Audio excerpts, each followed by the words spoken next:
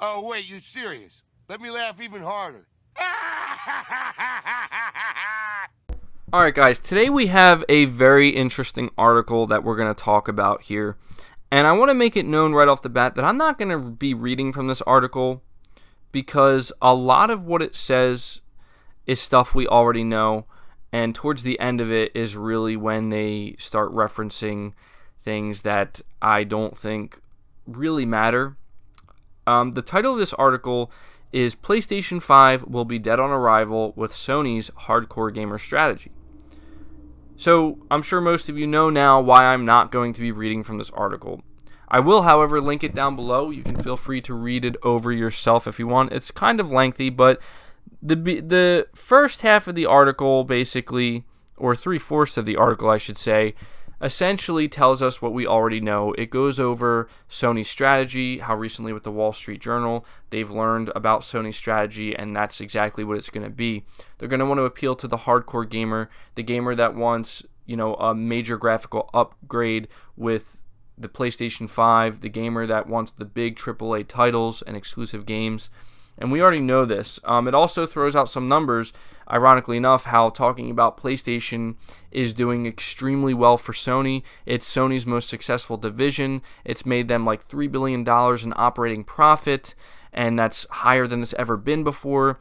And it's pointing out these good things, but then it just takes a turn at the end where, for some reason, this article references a video game research firm or provider that I've never heard of called Newzoo, where they classify gamers into 8 categories, which is a lot of categories. And they basically just point out that based off of this research provider, that there's not nearly as many people who would consider themselves hardcore or gaming enthusiasts compared to those who would just consider themselves, I guess we could say, casuals, people who just play randomly for whatever reason but don't really care that much at the end of the day.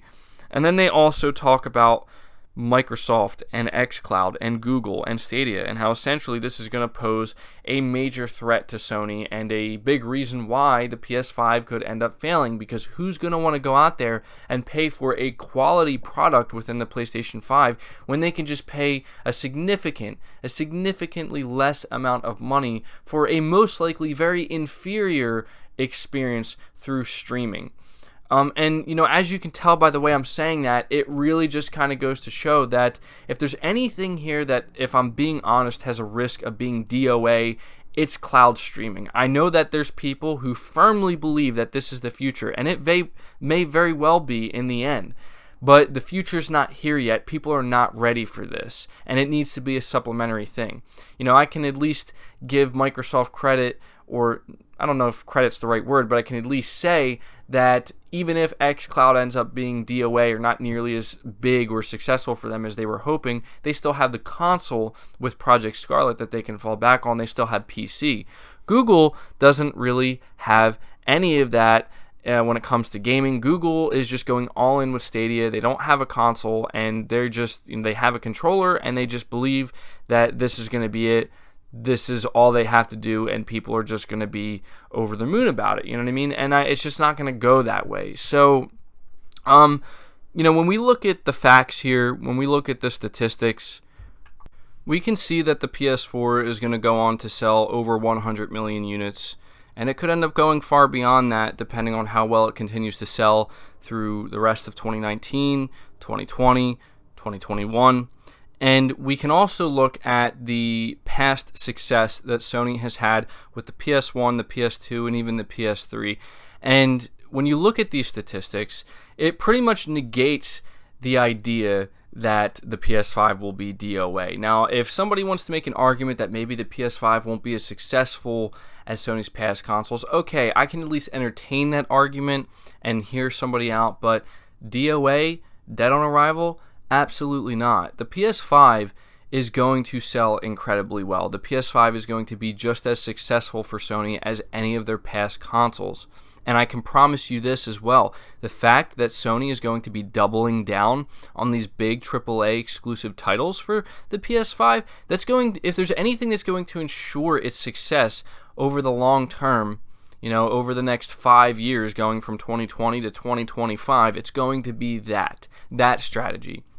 What seems really unsure to me is Microsoft's strategy. Microsoft's strategy of wanting to produce AA games and try to have a new game on Game Pass every 3 to 4 months or whatever. That sounds ridiculous to me, and I'm not sure who would be excited for that.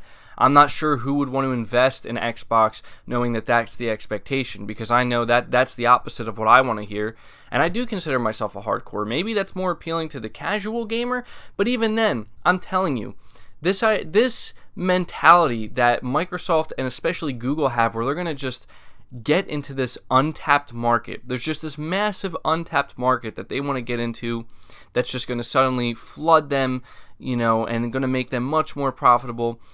Maybe it'll happen, but something tells me it's not, because this market they're trying to go after, we've talked about this many times before, it's worth mentioning here again though, is the casual market. And I'm not a casual gamer, and I know I've seen and have known a lot of casual gamers, and no offense, everybody can enjoy games how they want.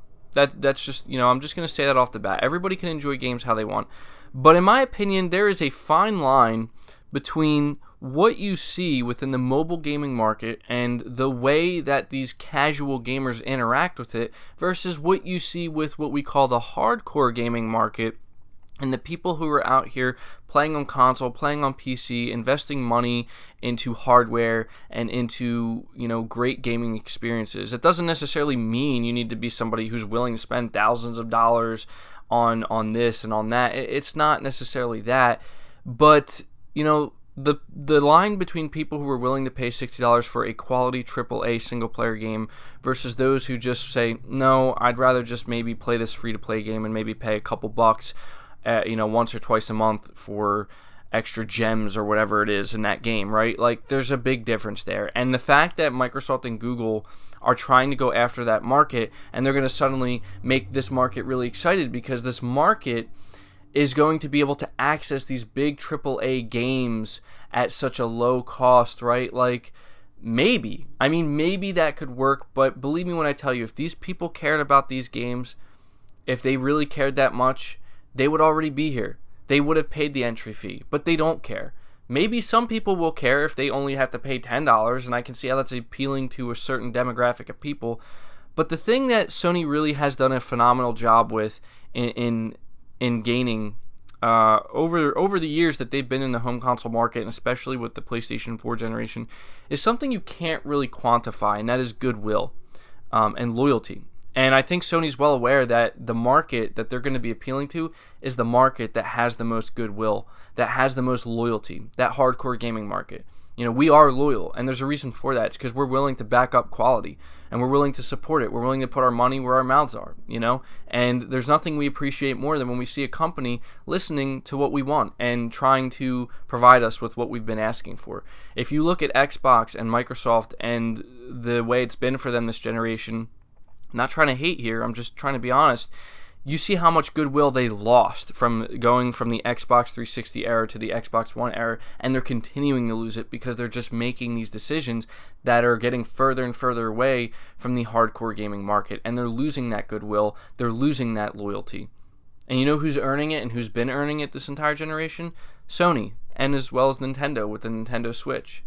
And so this idea that PlayStation's going to flop or whatever, or it's going to be DOA by trying to double down on that market, you're just wrong. You're just wrong. And I can say that with 100% confidence, you're wrong. The hardcore gamer will be there to support Sony with the PlayStation 5.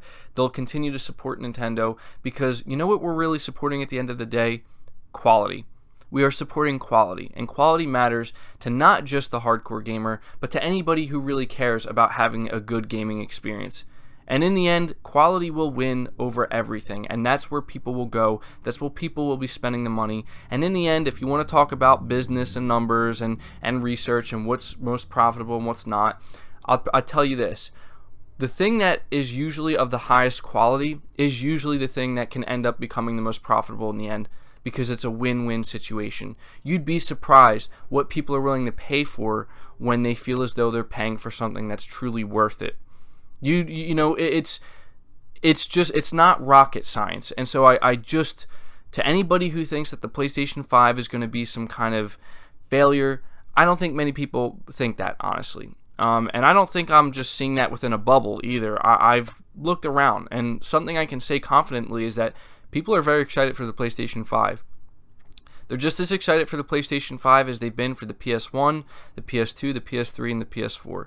Now, the one last thing I do want to mention here that this article conveniently left out is they want to talk about xCloud. They want to talk about Stadia and the cloud gaming future. Well, for some reason, they didn't seem to mention that Sony is going to double down on PlayStation Now. Whether we like it or not, it's something that they pretty much need to do. They do need to remain competitive within this market. They're not naive enough to sit back and do nothing and just wait until the cloud future's here, and then suddenly, they're caught with their pants down and they can't do anything about it. They're not going to do that. They need to be ready on all fronts. But they're doing it in the best possible way, in my opinion, where they're going to double down on making it better.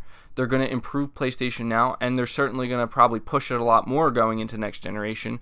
But it's not going to be their, I guess we could say, bread and butter, because they understand that they're not just going to convince the entire market that they've spent all of these years building since the PlayStation 1 to just say, you know what, guys, rather than focusing really too much on the console, we're just going to start pushing cloud gaming on you, and you're just going to accept it. They're not going to do that. Okay, I think they're going to be really smart about it, and they're always going to acknowledge it as an option. This is where I can give Microsoft a little bit of credit, in where they are not doing what Google's doing. They're not completely abandoning the console. They're still creating a console with Project Scarlet. They're going to continue to support it, and they're trying to position it more as a supplementary thing, a secondary thing. And maybe if one day, if it takes off, then they'll start really kind of pushing it full force. But I hope it doesn't, because I don't want to, again, I just, the second that these things become this accessible, if I can say that right, is the second I believe that quality has a really good chance of going out the window. Because if there's something that the mobile market has proven, if there's something that this casual market has proven, is that quality to them is not really something that they care about, and that's just the reality of the situation. And so I really don't want to see companies start to gravitate towards that, because we need to try to get as many people in the door as possible, and the only way we can do that is by reducing the price to as low as possible, and the only way we can do that is by reducing the quality as low as possible to just a barely passable mark. I don't want that. And so for me, and I think many others, it's really reassuring to hear that that's the opposite of what Sony's doing. Sony's going all in with the PlayStation 5. They're going all in with AAA game creation. And really, if I'm being honest, what more could you ask for? Because for me, that's exactly what I want to hear, and that's exactly what matters to me most at the end of the day, especially when it comes to the games at this point. So that's going to do it for the video, guys. I don't want to make it too long. Let me know your thoughts about this down in the comments below. What do you think about this article claiming that the PlayStation 5 is going to be DOA because Sony's choosing to focus on the hardcore gaming market? How wrong do you think they are? I'm sure most of you do think they're wrong. And honestly, if you're somebody who thinks this article writer could be correct, let me know why. We'll be interested to see what you guys have to say. Leave the video a like if you did enjoy it, or if you agree with what I had to say here. Subscribe to the channel if you're new. Hit the bell notification icon, and feel free to share this video out on top of all that. But until next time, guys, take care.